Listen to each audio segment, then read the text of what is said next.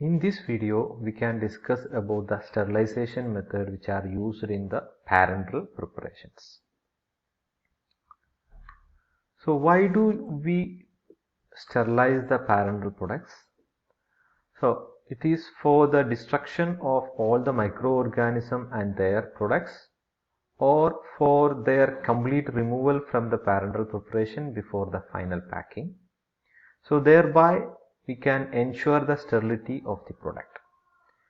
The selection of sterilization method is mainly based on the nature and amount of product bioburden, whether the product and the container closure system will predominantly moist or dry environment during sterilization process. So there are different methods to sterilize the parenteral products like steam sterilization, dry heat sterilization, filtration sterilization, gaseous sterilization, and ionization radiation sterilization. So how do we select a process for sterilization? First, we have to check the product can be sterilized by the moist heat sterilization at 121 degrees Celsius for 15 minutes. If it is stable at 121 degrees Celsius for 15 minutes, we have to perform autoclave at 121 degrees Celsius for 15 minutes. If it is not stable, we have to check whether a product can be sterilized by moist heat sterilization greater than 8 minutes. So if it is stable for 8 minutes, we have to perform autoclave for 8 minutes. If it is not stable, we have to check the product can be sterilized by filtration by using a microbial retentive filters. If can be sterilized, we have to use the combination of aseptic filtration and aseptic processing. If it cannot be filtered through filter paper, what we have to do is we have to sterilize each ingredient which are used for the formulation of sterile manufacturing products or parenteral preparation separately, and then we will prepare in strict aseptic compounding and filling area so that we can ensure the product is sterile. Now let's discuss each method of sterilization in detail and what are the mechanism, what are the conditions, and what are the applications of each method.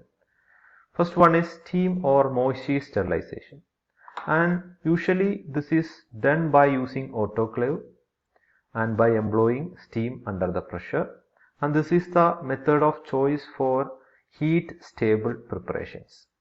And the mechanism of action of moist heat sterilization is by denaturation or coagulation of essential proteins of the microorganism.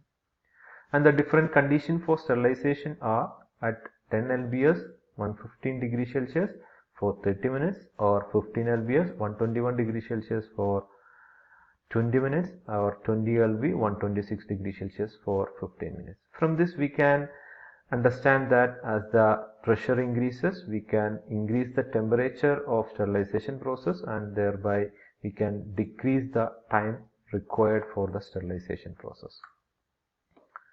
Now these are some pictures of industrial scale autoclave which are used for the sterilization of parenteral products in the large scale production of parenteral preparations. Now let's see what are the application or what are the uses of moist heat sterilization, and this is mainly used for the sterilization of solutions which are sealed in the container such as ampules, and the product which are sealed in empty vials which containing small quantity of water, and sterilization of bulk solution, glassware, surgical dressing, and instruments. But it cannot be used for the sterilization of oil, fat, oleaginous preparation and other preparation which are not penetrated by moisture, and the product which may be damaged by the condensed moisture also cannot be used for the sterilization by this method. Now coming to next sterilization method, that is the dry heat sterilization method. Usually this is carried out by specially designed hot air oven for this purpose, and which can be heated either gas or electricity, and generally they are thermostatically controlled. Now mechanism of action of dry heat sterilization is through the oxidation of microorganism or microbial proteins, then thereby killing of microorganism will occur. Dry heat sterilization is less effective due to its less penetrative power. So the killing of microorganism efficacy, killing of microorganism is less when compared with the moist heat sterilization. So higher temperature and longer period of exposure may be required for sterilization of product by dry heat sterilization. And generally it is conducted at 115 degrees Celsius to 170 degrees Celsius, not less than 2 hours. So as the temperature increases, we can permit the shorter exposure time, and as the temperature decrease, we have to increase the exposure time. So this is the picture of some hot air oven which is used in large scale manufacturing of the parenteral products. And now coming to the uses of dry heat sterilization. The substance it can be used for the sterilization of substances that are not stable and not effectively sterilized by moist heat sterilization, and this is used for the sterilization of fixed oil, glycerin and various petroleum products such as petrolatum, liquid petrolatum, paraffins and various heat stable powders such as zinc oxide. And also it is the important method of sterilization of glasswares and surgical instruments which are used in the aseptic area for the manufacturing as well as for the surgery in the operations. And this is the method of choice when dry apparatus or dry container are required after the sterilization process. So that is the dry heat sterilization. Now coming to the sterilization by filtration. This is the method of choice for heat liable and heat sensitive preparation, and this is mainly depend on the physical removal of microorganism by adsorption on the filter media or by sieving mechanism, and this is mainly used for the heat sensitive solutions. And we can use two type of basic filters, depth filters and membrane filters. Now these are the some advantages of filtration sterilization. This is faster for the small quantity of solution and which can sterilize thermoliable material. Relatively inexpensive equipment is required. Complete removal of living and dead microorganism and other particulate matter from the solution can be obtained by filtration sterilization. Now coming to depth filters, and the mechanism of filtration is by adsorption to the retaining particles or the microorganism, and these depth filters are made up of different materials such as diatomous head, inorganic fibers, natural fibers and porosity. Advantages of depth filters is the ability to retain large quantity of particles including many below the nominal rating in the particular filters. But disadvantage is there. Some microorganism may go through and it may multiply in the solutions, and also have a tendency to slow down during the line surge, as well as some retention of liquid in the filter may occur during the depth filtration. Now coming to membrane filters, these are the membrane filters which are made up of different polymers of cellulose derivative like cellulose acetate, cellulose nitrate, fluorocarbonate, acrylic polymer, polycarbonate, polyester, polyvinyl chloride, vinyl, nylon and polytef. And the mechanism of sieving is or filtration is by sieving, or to lesser degree by the adsorption or absorption to prevent the particles from the passing. Advantage is no retention of the product, no media migration, and efficiency is independent of flow rate pressure differential. Disadvantage is low capacity before clogging. So it may clog easily. So it need to be pre-wash the filters to remove the surfactant.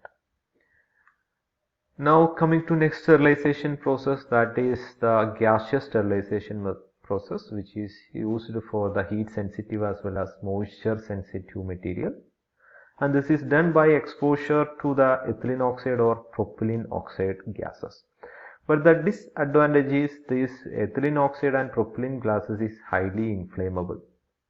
So this disadvantage can be overcome by diluting the ethylene oxide or propylene oxide gas with inert gases such as carbon dioxide or suitable fluorinated hydrocarbon.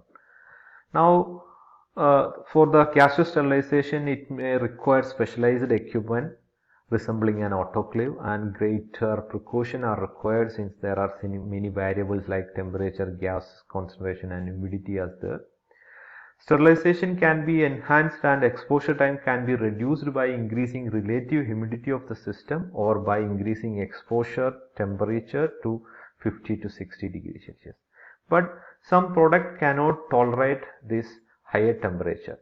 So we have to decrease the elevated temperature and we have to increase the exposure time.